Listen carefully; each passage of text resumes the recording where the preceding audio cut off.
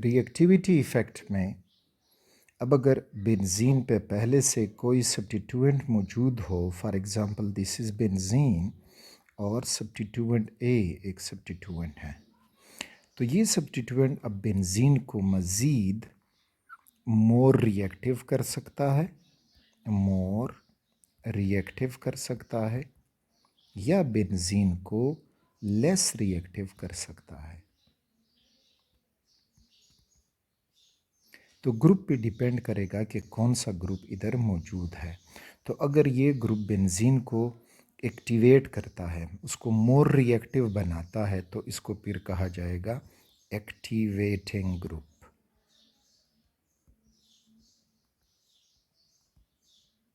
और अगर ये बेंजीन को लेस रिएक्टिव बना देगा तो फिर वो कहलाता है डीएक्टिवेटिंग ग्रुप।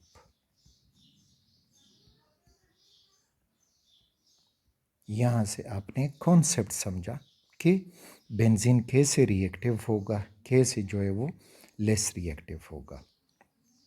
तो अब एक्टिवेटिंग ग्रुप समझते हैं और फिर डीएक्टिवेटिंग ग्रुप समझते हैं। एक्टिवेटिंग ग्रुप्स पे आपने ये पॉइंट याद रखना होगा कि जितने भी all ortho para directing groups are activating except, ये एक्सेप्शन याद हो, except halogens because of their more electronegative nature. तो जितने भी आर्थो पैरा डायरेक्टिंग ग्रुप्स हैं वो बेंजीन को मोर रिएक्टिव बनाते हैं मां सिवाय हेलोजन के। अब समझते हैं कि कैसे ये मोर रिएक्टिव बनाते हैं। फॉर एग्जांपल अगर हम सिर्फ बेंजीन ले लें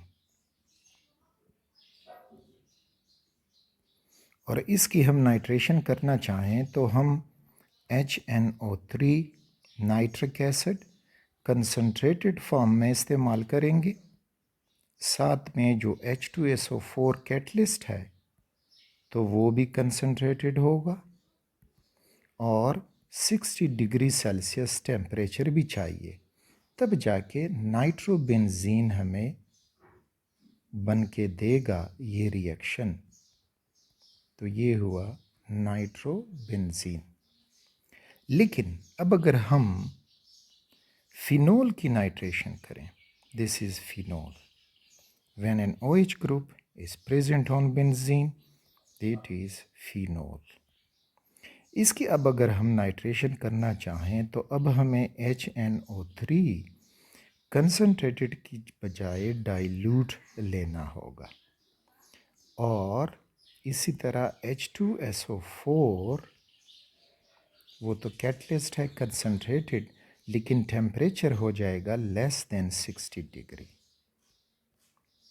और हमें एक तो यहाँ पे क्वेश्चन की इस तरह से आपको रिएक्शन दिया जाएगा और फिर कहा जाएगा कि आगे जो है इससे कौन से प्रोडक्ट बनेंगे। तो एक ये पॉइंट याद हो कि OH जो है वो आर्थो पैरा डायरेक्टिंग है, तो इस वजह से हमें जो दो आइसोमर मिलेंगे, एक मिलेगा आर्थो नाइट्रोफिनोल, आर्थो पोजीशन पे नाइट्रो ग्रुप आएगा, और दूसरा मिलेगा पैरा नाइट्रोफिनोल। तो ये पैरा नाइट्रोफिनोल। अच्छा, अब इन दोनों रिएक्शन कंडीशंस को देखें। बेंजीन खुद जो था लेस रिएक्टिव था, इस वजह से हमने कंसनट्रेटेड HNO3 इस्तेमाल किया, लेकिन जब OH ग्रुप आया तो इसने बेंजीन रिंग को एक्टिवेट किया।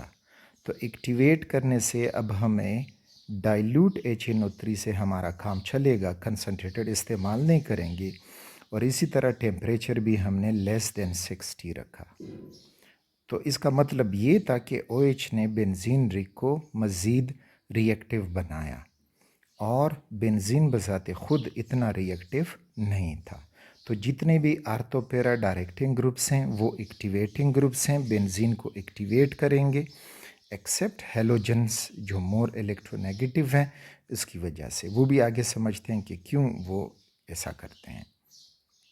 अब अगर हम ये देख लें कि आखिर फिनोल ने बेंजीन को क्यों मोर रिएक्टिव किया, उसका रीज़न समझते हैं। तो रीज़न ये है कि जो आर्थो पैरा डायरेक्टिंग ग्रुप्स हैं, आर्थो पैरा डायरेक्टिंग ग्रुप्स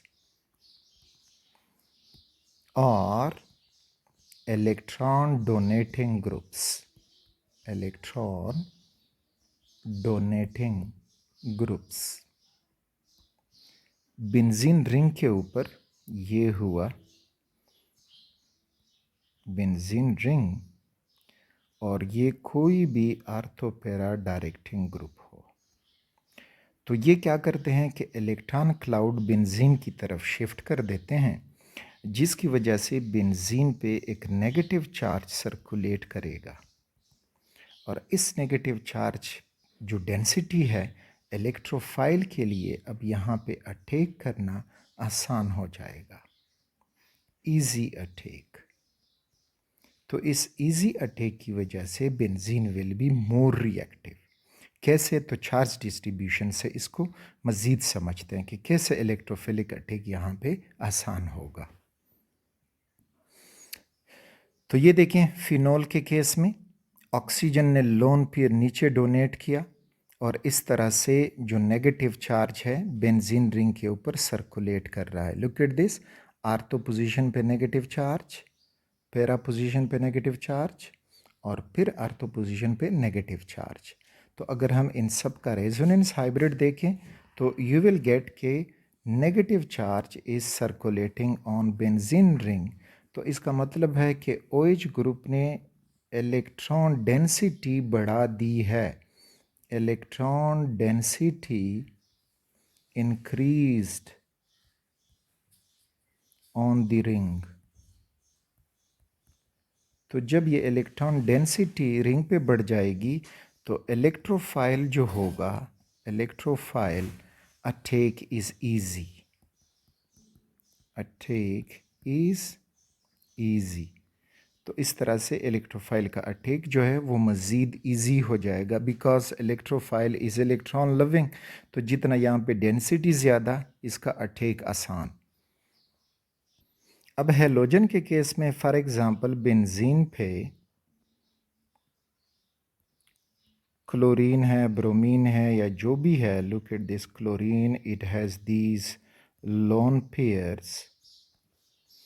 अब लोन पेयर्स की वजह से ये तो आर्थो पैरा डायरेक्टिंग ग्रुप है, यानी बेंजीन रिंग को इलेक्ट्रॉन डेंसिटी डोनेट करता है, लेकिन दूसरी तरफ ये मोर इलेक्ट्रोनेगेटिव है, मोर इलेक्ट्रोनेगेटिव।